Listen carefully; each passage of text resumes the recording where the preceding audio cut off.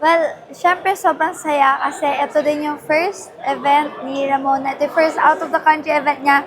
Nasa Singapore ako, tapos ang saya kasi syempre basketball. Alam naman natin tayo mga Pilipino, sobrang natin na-enjoy and masaya ako na nasusuportahan ko din ng Team Philippines and masaya lang talaga yung overall experience. Well, sobrang mahihayin ko kasi ang tangkad niya and mabait siya. At ayun, masaya ako na na-meet ko siya. And sobrang lang ako nahiya. Wala akong masyado nag-interaction kasi hindi ko alam kung ano sasabihin ko.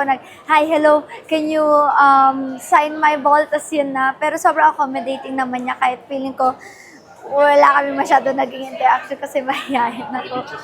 For the FEU boys team and USC girls team, super nakaka-proud. Super kayo nakaka-proud. And bawi na lang next year, kayang-kaya niyan. It's okay. Galing-galing niyo pa rin lahat.